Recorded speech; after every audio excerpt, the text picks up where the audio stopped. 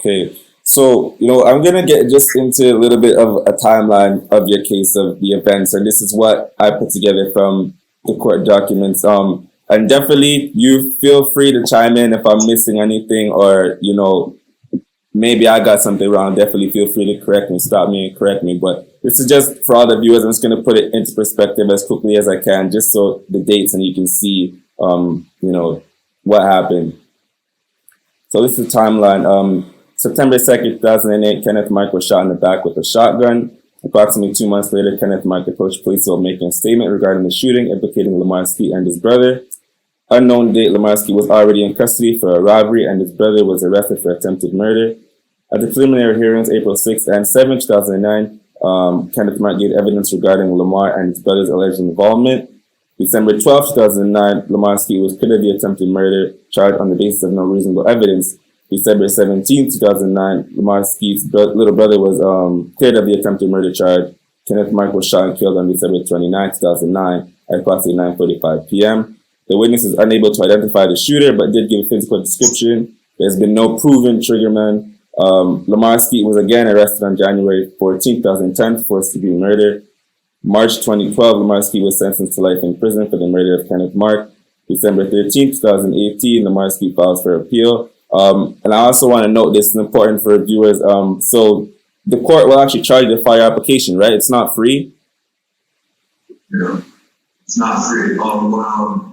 Okay, when that timeline goes on, you see, after I'm convicted in March 2012, right, I filed for appeal to the Court of Appeals, Ontario. It's a free appeal. You have the right to this appeal. Okay. So, right after I'm convicted, within 30 days, I filed for appeal to the Court of Appeals of Ontario. Okay. In March 2017, my appeal was heard by the Court of Appeals of Ontario. Okay. November 30th, 2017, that's my birthday. So on November 30th, 2017, the Court of Appeals agreed that the trial judge in Nordheimer did in fact make an error by allowing the rap lyrics into the trial. Right. Instead of granting me a new trial, the Court of Appeals referred me to the Supreme Court of Canada. So in March 2018, when I filed for appeal to the Supreme Court of Canada, that's when I had to pay for an application. I had to ask for leave. I had to ask for leave and I had to pay for an application. And the application cost me $20,000. Wow. And Supreme Court of Canada said they don't want to hear the case. Mm-hmm. And thank you to everybody who supported the Trial for Tribulations movement and bought a free Lamar Skeete shirt. I really appreciate it. All those funds went straight to my lawyer. My lawyer wrote a great application. Supreme Court of Canada refused to hear the case. He told me that he was very disappointed in the racism, to a high level. Everybody knows that rap lyrics in the courtroom is a national issue. It's been going on in America for years. Everybody wants to know when you can use it, when you're allowed to use it, when you can't use it. In my case, you can't use the rap lyrics in this case. I'm not sitting here saying that you're not allowed to use rap lyrics in court. This is specifics on what's being said and how close it is to the crime. Right. So this was the Supreme Court. They dismissed it, like they didn't want to hear it. This was April 19th, right? April 2019. Okay.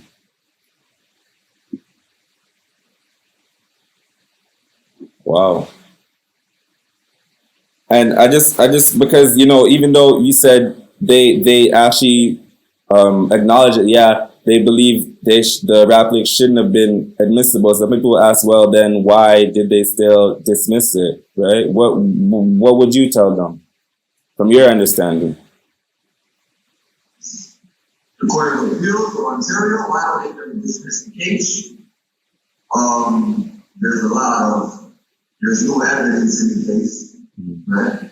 This is a very political case, and they've been trying to sweep this case under the rug. That's why it keeps on popping up in the media, because people know what's going on, and it's a story now. It became a story.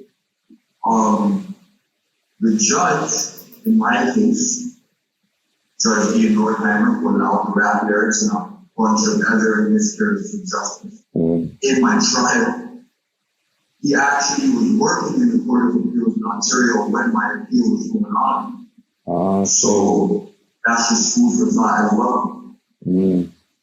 Right? Wow. So it's very political, very, very, very extremely political case. That's crazy. And I'm standing where I'm standing. I believe in what I believe in. So blessed is the Most High. I'm still fighting a good fight. As I said, the Court of Appeals agreed that the judge had made an error in law. When this decision is passed down, that grants the appellant a new trial.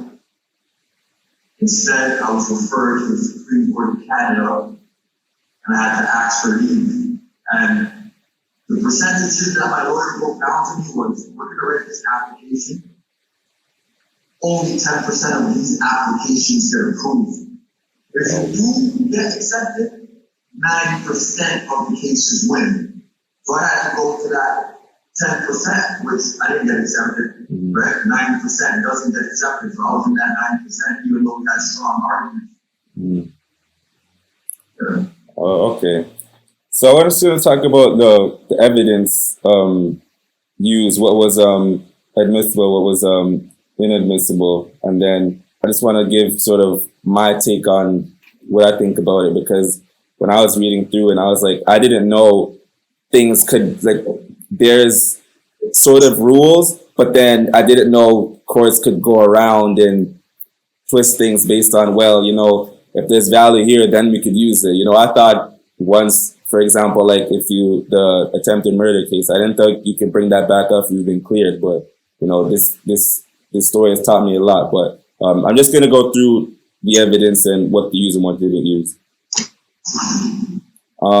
So they tried to paint you in a certain light with your tattoo of the shotgun shell tattoo and sort of relate that to, you know, guns, ammo. That was inadmissible.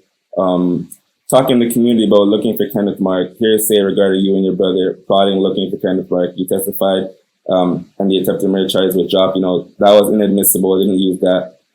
Theft of vehicles, text between you and a friend about a vehicle being allegedly attained by theft. That was inadmissible. Fights from their time in the Roy.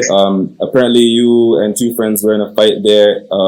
Prosecution tried to use that relationship to say, you know, since those two backed you in a fight there, that they would back you in a murder. That wasn't admissible. Kenneth Mark's murder statements, investigating officer read statements instead of playing the footage. The statements that he gave when he went after the attempted murder.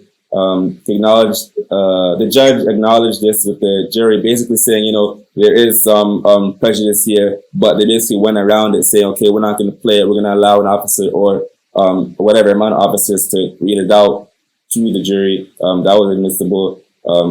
Cell phones, items obtained on the search warrant do not include cell phones, but the judge allowed it because they say your cell phone, they had reasonable grounds to believe it's evidence on it, so it was sufficient enough to include. It doesn't hurt the warrant. They allowed that. A video reenactment, the judge deemed the reenactment admissible, even though it was delivered late in the trial.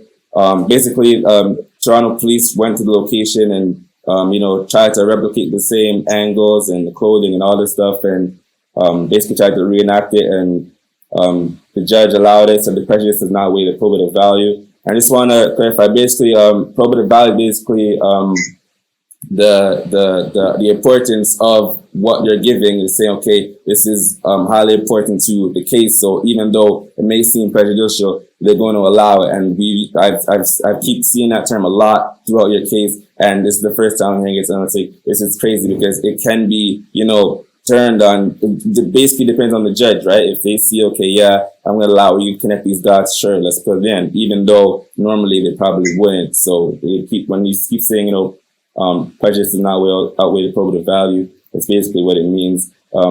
Rap lyrics, real niggas don't capture the old coppers, motherfucker. Prosecution used lyrics to prove Lamar Skeete would have a motive to kill Kenneth Mark by proving he lives by the street code of no snitching. Judge again agreed probative value outweighs prejudice, but instructed the jury not to use evidence to conclude Lamar Skeete was a person who had committed the offense. They deemed that admissible. We're going to get back to that. A white jacket with a gunshot residue was found in your residence with gunshot residue in the pockets. There's no proof on the video footage that you're wearing the jacket. The brand letters on the back were not visible on the footage, which is proven in the reenactment. It was admissible. Okay. So what would you when you're going through the course and you're seeing what they're allowing, what they're not allowing, like what was your reaction to seeing all this? Okay, I'm gonna go down in chronological order. Mm-hmm. We have pre-trial motions before the trial starts. Okay. And the crown attorney is gonna present all the evidence that they have against the accused. They're gonna ask the judge, who led this in the court. The defense is gonna try to go against it, and then you have admissions. So whatever the defense doesn't go against is called an admission. The defense and the prosecutor is not arguing over this information. This is the information, and then now you have the arguments, the legal arguments, where you have to present the legal aspect of why it should be allowed in court. Okay. In regards to the attempt murder evidence, we're speaking about a case that the court system withdrawn against me. I was exonerated of this court case. It was always the defense's position to leave out the words attempt murder and shooting, because that would paint me in a bad light. And why am I being painted in a bad light? For a charge that ultimately was proven that I was innocent. Yeah. That was the first argument in the courtroom. The judge allowed every piece of attempt murder evidence to be collected. He didn't take out the words. He didn't even change the dynamics of the situation. What defense was requesting was for the judge to allow the jury to hear that me and the deceased did have history stemming from a court case. However, leave out the word attempt murder and shooting because it's extremely prejudicial to my client. Because now you have the word murder floating around in the courtroom. This is already a murder trial. Now you have attempt murder. You already tried to kill him.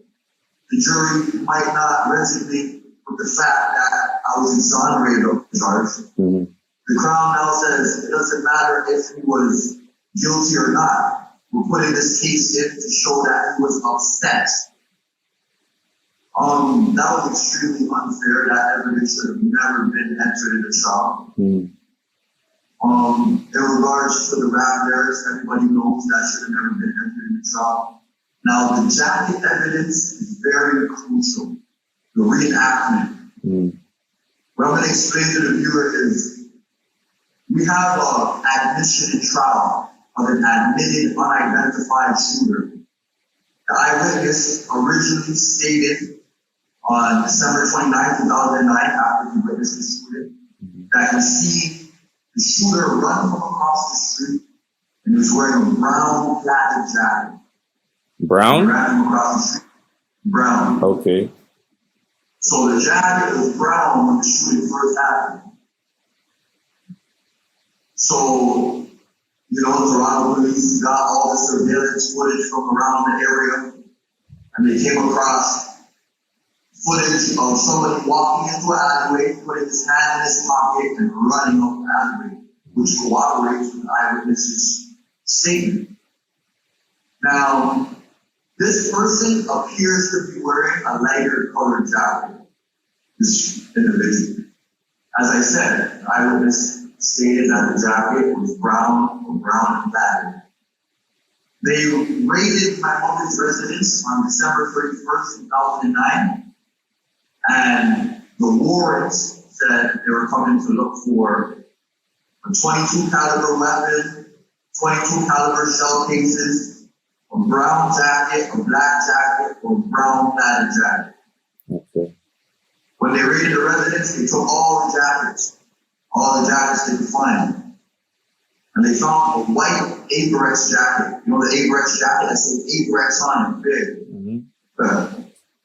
Now, when they tested this jacket, it had gunshot residue in the pockets, DNA on it.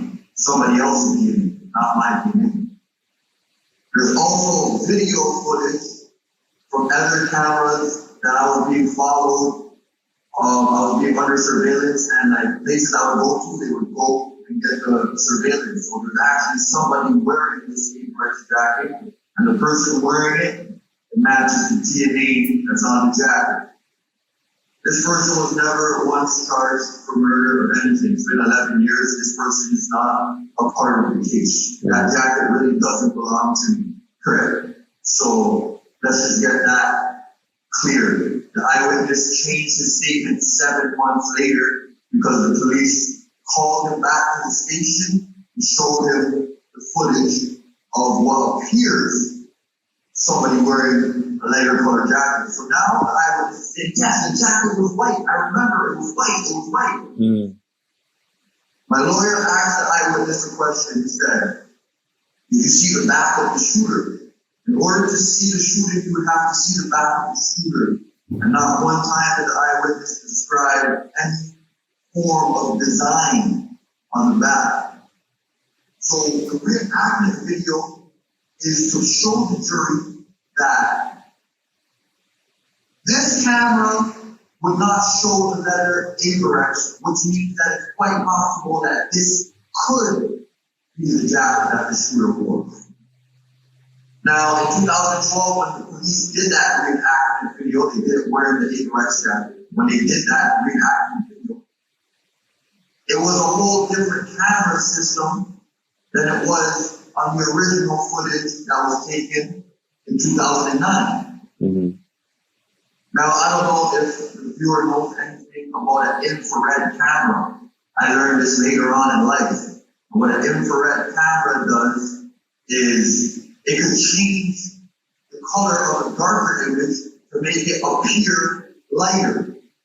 So as I said about the inconsistency, right when the shooting happened, the eyewitness stayed on the scene, cooperated with the police, and said everything that he could remember within the last 20 minutes. This was December 29, 2009. He said the jacket was brown and platted. 7 months later, the jacket turned into white based on what the police showed him and based on the publicity that the case was going to get. So I'm just shedding light on that, on that aspect. The reenactment video does not prove that the white apron jacket was in fact the jacket that the shooter wore. So there's a lot of reasonable doubt in this case. Okay, and thank you so much for, providing more context and filling in on this. That was good. I think it's important for people to really understand and to read up more and see exactly how this system works. But I just want to go back a little bit onto, the attempted murder case and how they tried to piece that into, basically finding you guilty. From my understanding, and correct me if I'm wrong, so basically what they said is, okay, we realized that you were exonerated for being involved in the attempted murder of Kenneth Mark, but they wanted to get to say, okay, but he also gave evidence against you, so they used that to develop a relationship, and then your time that you served for that, they said there's an anger or an animosity towards Kenneth Mark for that. So they used that part and not necessarily your involvement in it to say that that's what would lead you to be the shooter. Is that correct, or did I read into that wrong?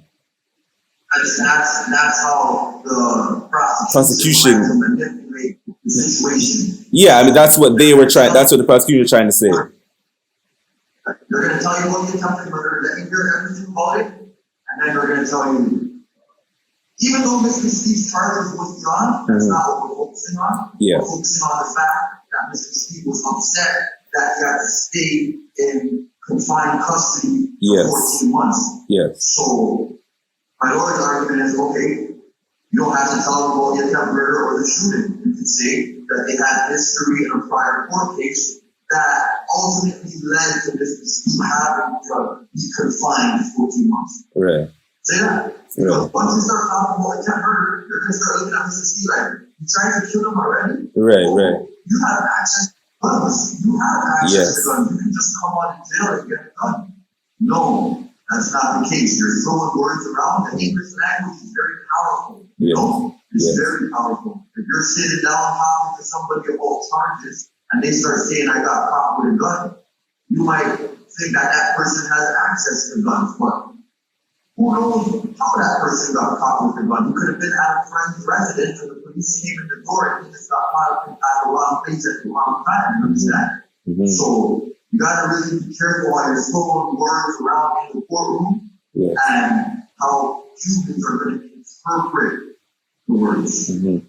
And thank you for, providing more information on that. It's crazy because I think it's important for people to know, like, the extent of, how the prosecution went and what they do to sort of find any loopholes and go around things to sort of,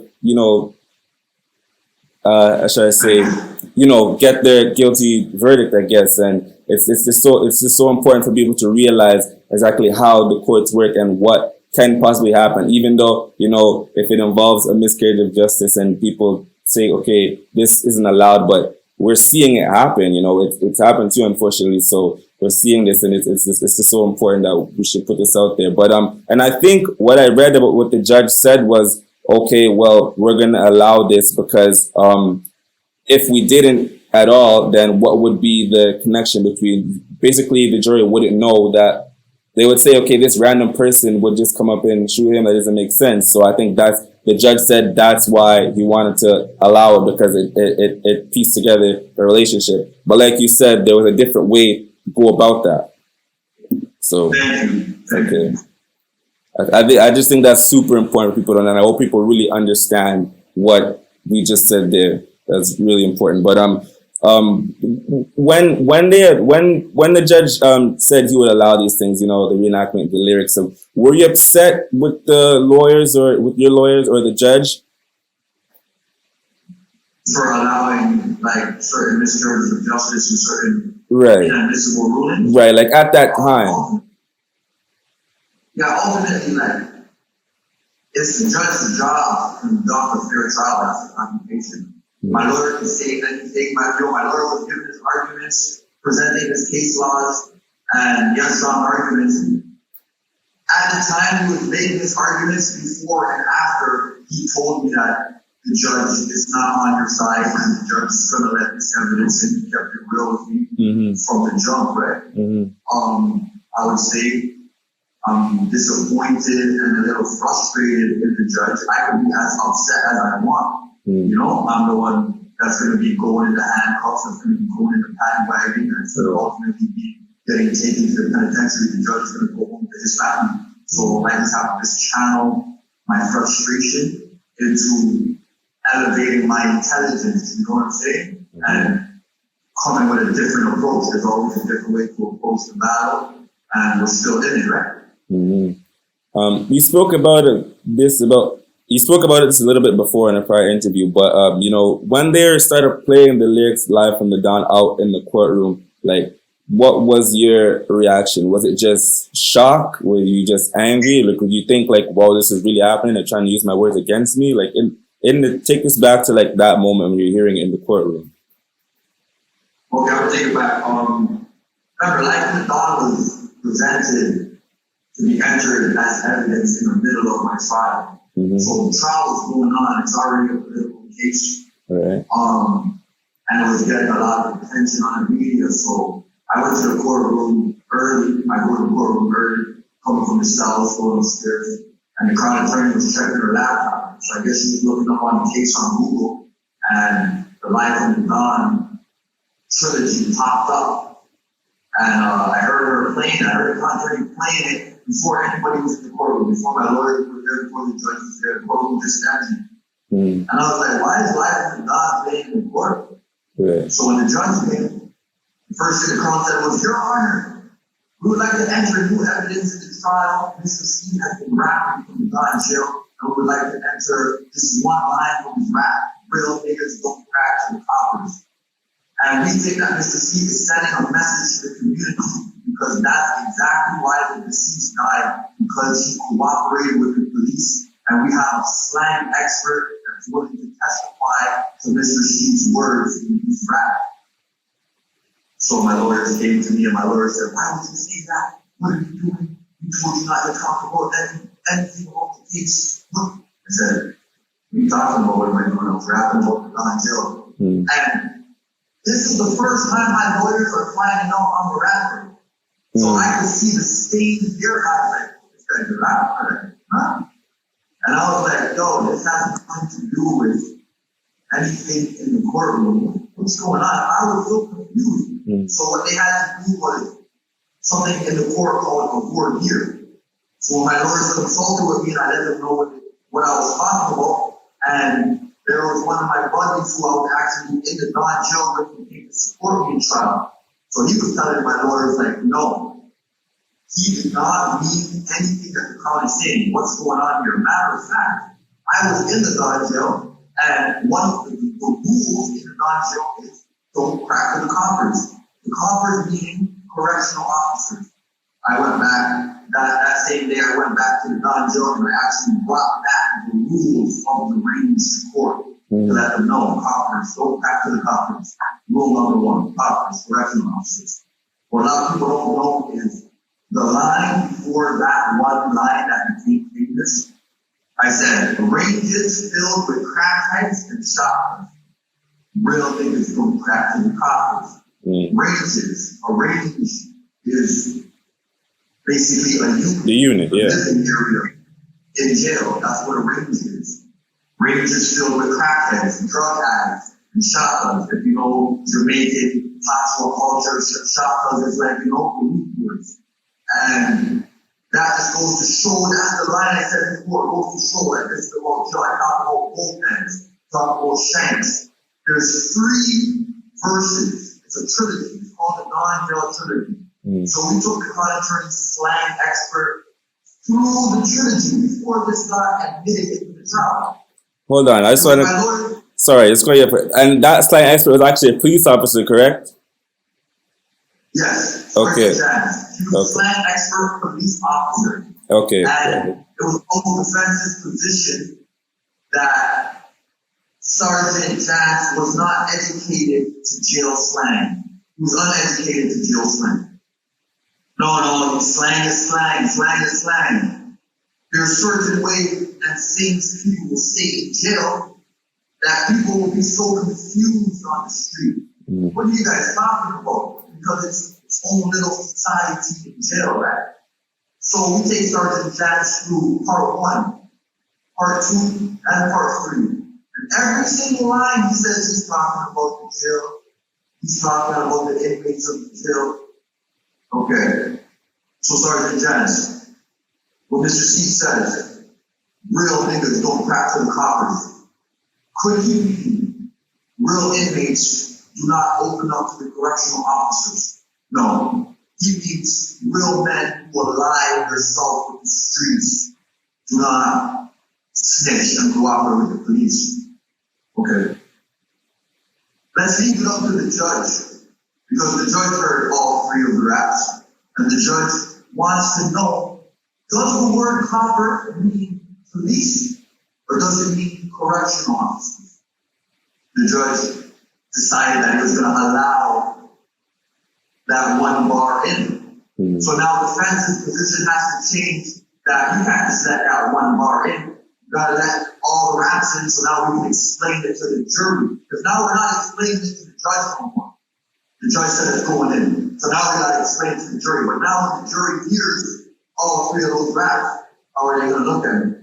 They're gonna say, why isn't this young 19-year-old kid in the corner of the non-jail with a Bible crying in the corner? Why does it sound like he's glorifying the tip? That was not my intention, right?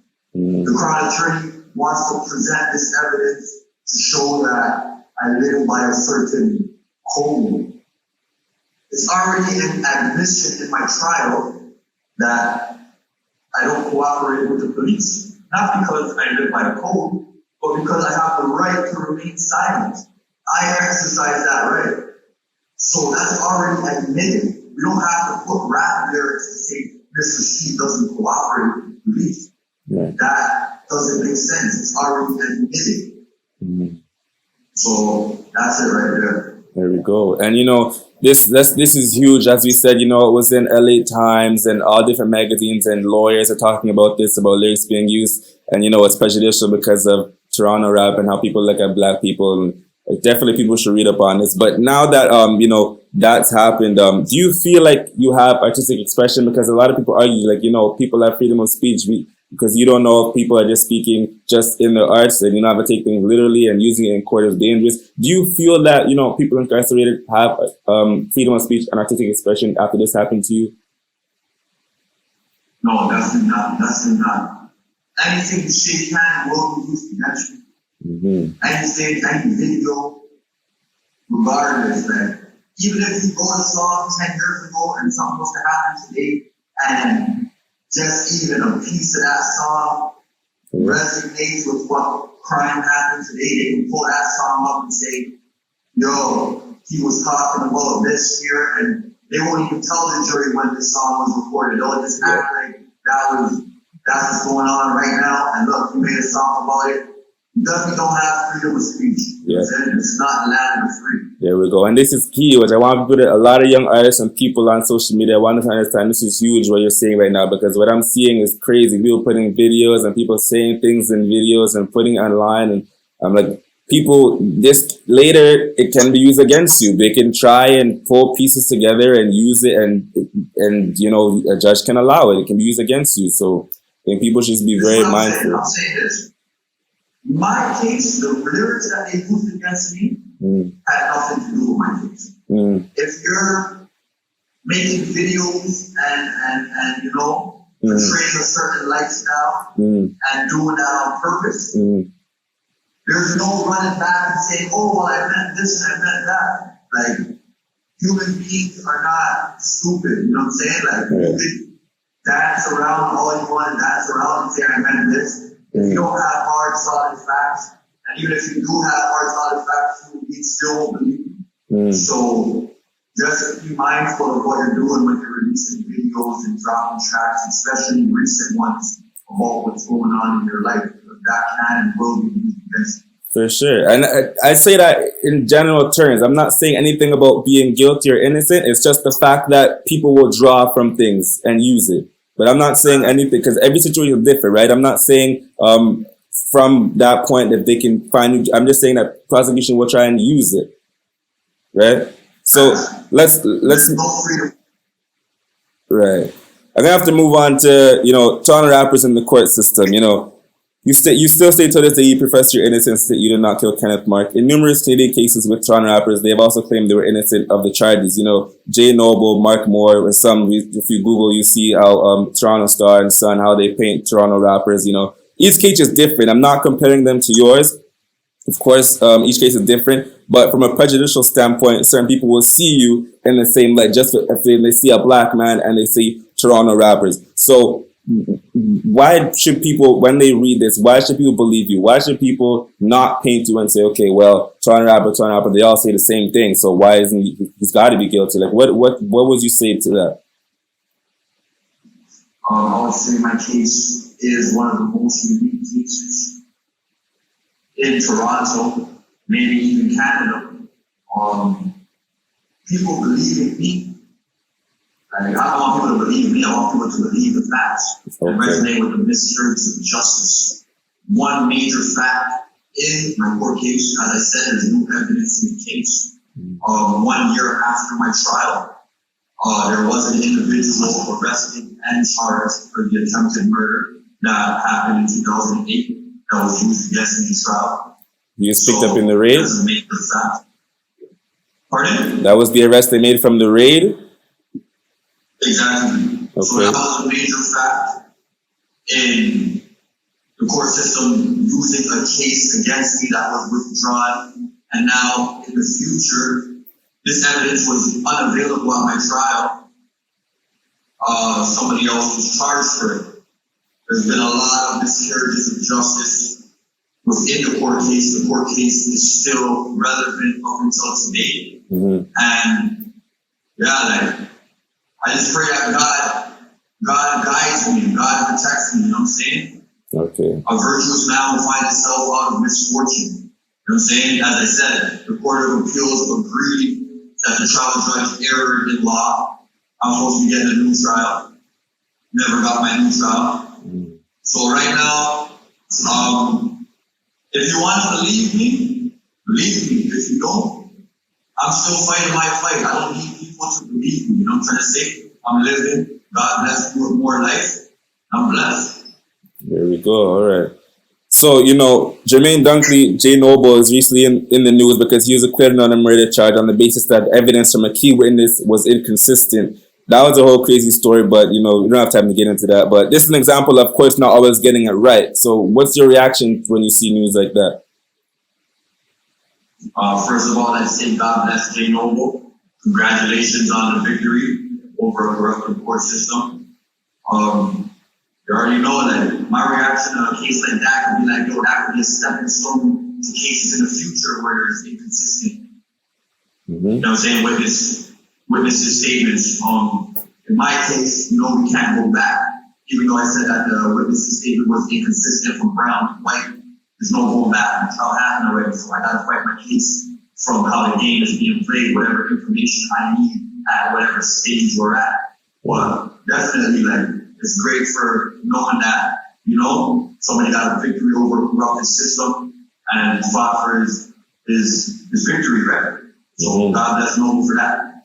There you go. Okay. Next point I want to bring up is just about another artist whose lyrics were tried to be involved just in his case, and the actual same judge, Judge Nordheimer, didn't allow it. He deemed it admissible. So Orville Campbell, Stan David, facing first-degree murder trial. As an example, the prosecution tried to use the rap lyrics as evidence to convict. So the lyrics were, "You got your shots, nigga, like you Max Payne. Nah, I ain't slipping with my wifey, never. One shot leave your brain on your Nikes. One shot make you flip like gymnastics." These lyrics were deemed inadmissible by your same judge. So, of course, not every case is the same. I'm not saying that, but I just think it's weird seeing the same judge, say, okay, we can't use rap lyrics. So what's your reaction to that? I feel like after the judge ruled what he ruled in my case. Remember, this is a case that happened right after my case, 2012. Right. That's this is JR's and Link's case. I feel like Judge Nordheimer received a lot of constructive criticism from the legal community regarding his rulings in my case. Okay. So when a similar situation presented itself in front of him, he was using that as an opportunity to be politically correct, trying to correct his wrong in my case. I feel like Nordheimer didn't really know how wrong he was in the case. He was uneducated to actually how much of a national issue the rap lyrics were. So now it's all eyes on him. He's coming up again, rap lyrics. Okay, let me make the right decision. Now let me get to this Court of Appeals. So remember, he went to law school for how many years? Yeah. For how many years? He's a very intelligent man, right? He still has to stay politically correct. So he's not going to stain his image. The constructive criticism, they're not gonna back him up or obviously he's a prominent judge, people have to be careful how they're talking to him. Correct. But he's still gonna be looked at politically correct. So that's just my opinion on that. Okay.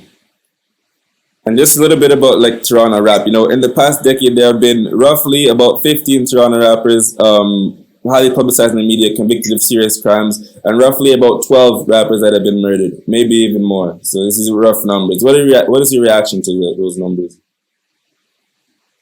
I feel that the numbers are just going to keep getting higher. I feel like classifying people as a rapper other than a human is just what demonizes the rappers, People live different lifestyles. Some people, as we said, some people are innocent, some people are guilty. We can't get into it if you don't know the individual. But just putting the word rapper in front kind of demonizes you already. Society, right?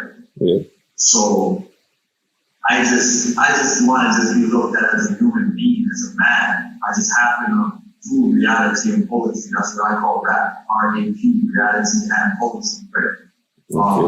So our reaction to it is just numbers. That's all it is. It's crazy. It's sad. I'm gonna try and speed through this because I see the clock sort of winding down. But that sort of ties into my next question of what you said. So in your opinion, what makes a boy a man? Definitely responsibility. Definitely a whole different mind frame. You gotta approach life with a different mind frame. Compassion, love, honor, respect, loyalty. The main thing is responsibility and dealing with everybody around you and making sure everybody is less confident. So making sure that the conflict is at an all-time low and everybody's happy, right? There you go. Okay. When a man is known as a demon or a shooter that gets active, they often get clout from it. But what's your response to people who, are like that and they may brag about it like, oh, they beat this case or they did this, like what's your response to people doing that, bragging about things they've done or been around people with things they've done? I just feel like it's not cool, and you're basically leaving a negative influence on the younger generation, whether you want to believe it or not. It's people who look up to you, you know what I'm saying? Mm. If you like that attention, you can use that same attention and do something positive. You can use your negative platform and people are listening to you and do something positive if you really have that courage. If you're really a courageous man, you're really stand up. Bragging about charges. You know what people have charges? There's billions of people around the whole world that have charges. It's nothing special to have charges. You know what I'm saying? There's people in the maximum security penitentiary right now wishes that they never had charges, that they can hug their son, that they can be with their family right now.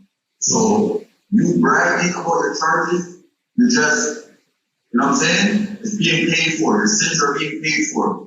There's going to be a time now that you can't brag about your charges and you're going to wish you're on road. It's just right now, maybe you got bail, or maybe just got a little light charge that you did a little bit of time for. But you keep on going down that road, you're going to see how dark that road gets. You're going to wish that you never bragged about charges. Right. My next question, I'm just going to clarify. I'm not talking about your case, but I'm talking about other aspects. So if you can speak to your 18-year-old self right now, what changes would you tell him to make? So maybe, because you said you dropped out of school, so would you say the importance of education or certain things like that? What could you go back and talk to yourself and say, make this change? Well, yeah, I would definitely tell him to change his mind frame. I would tell him to take education serious. He knows what path he wants to go in life.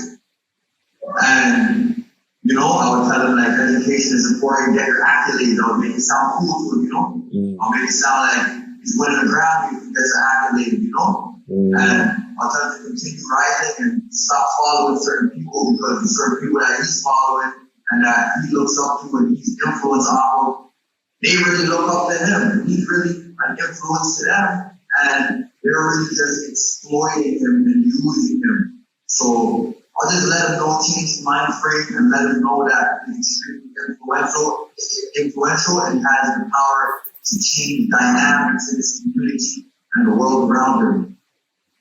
Okay. How has your circle changed, since you were 19? Just seeing who's still around, in terms of who's still keeping up with you, asking about you, speaking to you, how has your circle changed? Definitely, I met some new friends who, a little bit more than me, have a lot more experience and knowledge. I met them like when I was in jail, you know what I'm trying to say? They always used to try to guide me as a young, lost 19-year-old. I was facing a serious charge. They always tried to guide me in the right direction. And later on in life, a lot of the lessons resonated with me like, holy, this person told me that in jail, that he really cared about me.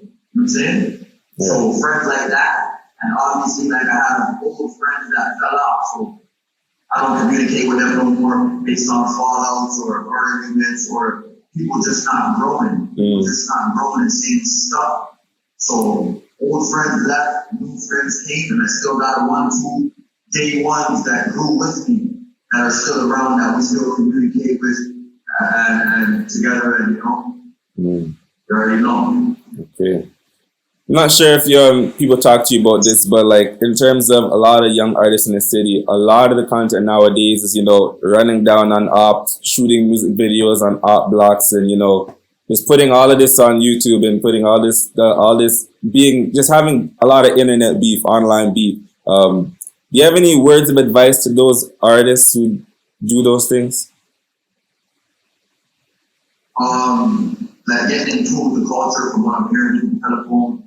I would say we live in the age of social media, When I was growing up, we didn't have Snapchat and Instagram and post up your whole life and everything you were doing in your day. As I said earlier on in the interview, these things can and will be used against you. If you're doing a music video and you're an artist and you look at yourself like, yo, I want to be an artist, and you want to make it somewhere, you want to make it, you want to be on the radio, you want to do performances all over the world. Take yourself seriously so that society can take you serious, so that the music industry can take you serious. Society doesn't take gangsters serious. They don't take growing up in the hood and being in a gang and smoking weed and having beef. That's for kids. If you're going to do a music video, do a music video, do a commercial track, get a nice setting, a nice scenery. Make somebody take you serious that you're coming from this place, but you're way more than this place. And if you don't take it serious and you're just doing it because you're a gangster and you have beef and you're just going to keep on dissing your ops, you can go to jail behind it. If one of your ops, something happens to them, you're going to refer back to your video and the street sign that you were at when you're shooting the video. And somebody from that community is going to give information that they don't like you, and there's going to be history. You're just giving the court a story to tell the jury. So basically, it's not cool. It's not cool. If you're going to do what you're going to do, do what you're going to do. You don't have to listen to me. I'm not God. I'm just giving my opinion on the matter. Because us coming from systemic racism and low-income communities and impoverished communities, we need to do better. And it starts with us. That's huge, brother. Thank you for saying that, because this is part of the reason why I do these interviews, because I think you're the perfect person to speak, and I think a lot of people hear things like that. I don't think it's said enough in the media, so thank you for those words. That's huge, and I really hope people at this point in the interview, they're really taking this in and processing this. That's big. You spoke a bit about this, next topic is anti-blackness and corruption within the police and justice system. Names like Devontae Miller, Regis Paquette, Chase Richardson, the Neptune Four, all stories highly publicized that involved in police brutality, foul play. Outside of your case, whether it's been on the inside or outside, have you been hearing people dealing with corruption in the police within the justice system and the police and the justice system of Canada? Definitely happens every day, all around the world, not only Canada, America, everywhere. Racism exists, corruption exists.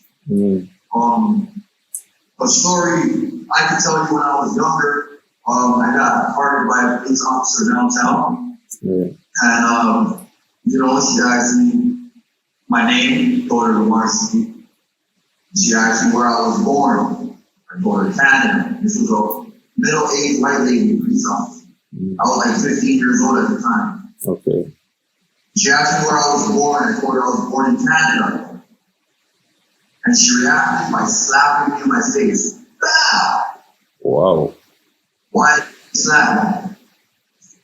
And to this day, I still hurt my feelings like, the middle-aged white lady slapped me. I told her I was born in Canada. And I was born in Canada. But she just had the authority, the power to just slap a young black kid. She didn't like the fact that I was born in Canada. I don't know why she slapped me, but she had the power to do it, and she went through with what she wanted to do. And stories like that happen every day, Right. We're here on this video about miscarriage of justice and corruption. There's some people who don't get to tell their story, and that's just how the world is. And I think I've spoken this before. I think that's crazy because this is the same. I don't think there's any way for me personally, this is my opinion. I don't think you can build back that trust. Like I spoke about this in another video I did, and I said, I was in Galloway and I witnessed, a police officer drape up my sister, who she was a couple years older than me, but we're still minors. Drape up my sister and throw in her police car, and I was bawling. I was probably like less than 10, and that still. I remember that, you know what I mean? So when people go through these things and then they come back and say, oh, you can go talk to us, trust the police, it's very hard. So that's crazy. But we're almost out of time here. I'm just good. I got a couple more questions for you, but we're still on track. You spoke about the birth of your son. What was the experience having to go through that while being incarcerated? Like, how do you experience, the pregnancy, the birth, and everything? What was that like?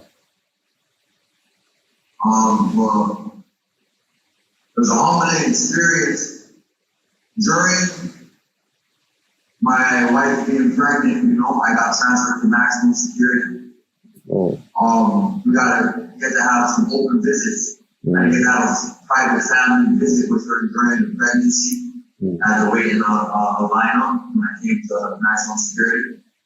When my son was born, it was the most humbling experience of my life. It gave me a whole different outlook on life in general and how to interact with human beings. It taught me the meaning of unconditional love and patience. I got to grow with my son. I got to let him learn on his own time. And it just showed me how big the world is, and it let me know that, I used to be a baby just like that. You know what I'm saying? This is how my mom had to change my diapers. Obviously, me not being there to spend quality time with him really hurts. Still fighting this situation. My wife being out there handling everything, all the physical aspects by herself, really hurts me as well too, right? And I just pray certain times, I'm like, yo, is Wifey resent me for this? Nah, she can't.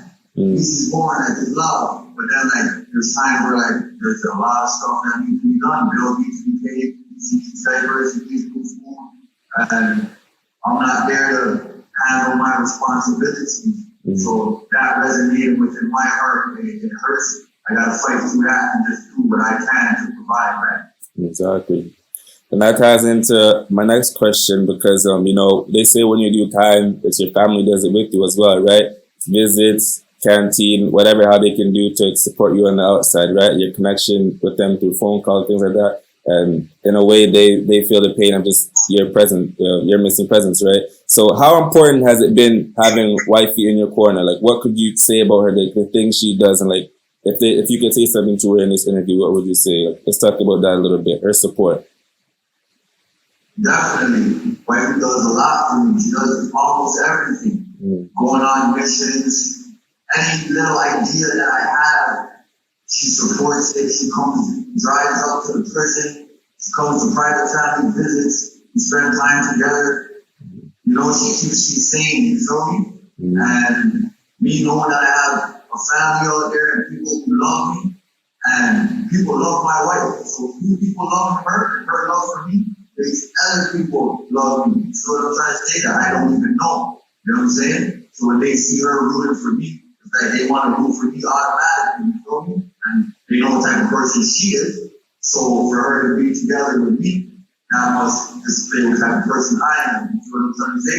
Yeah. So it's very important because there's a lot of people in there that don't get visits. They don't even use the phone. They have no connection to the outside world. And that can drive a man insane. Crazy, yeah. Okay. In other interviews, you talk about, Innocence Canada and, having take the next step to continue fighting your case. So let's leave off with just the progress you made and the next step. Okay, at this juncture, Innocence Canada, the case is left for Innocence Canada to investigate, new evidence, whatever new evidence they could find, evidence that wasn't available at trial, or evidence that was not disclosed at trial. The case has to go before the Ministry of Justice. The Ministry of Justice could either overturn the charge, grant you a new trial, or give you a lesser charge.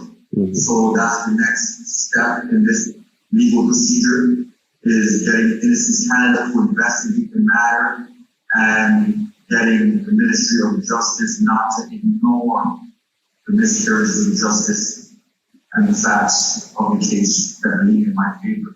Because that's what the Supreme Court of Canada did. They just ignored it, boom, right?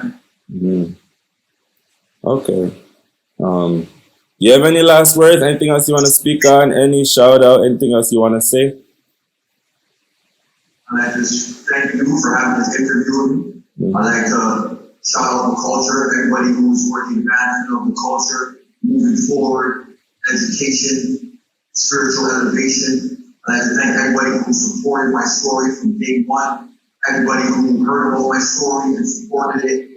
I'd even like to thank CSC for letting me have this interview live in the maximum penitentiary. You know, this is unheard of. I'd like to thank my family, my supporters, everyone. Thank you. And let's just try to do better as a culture, as a movement, and advance forward and elevate our mind frames and do it for the children coming up under us. Thank you. God bless you. Guidance and protection. Blessed and most high. All right, blessing.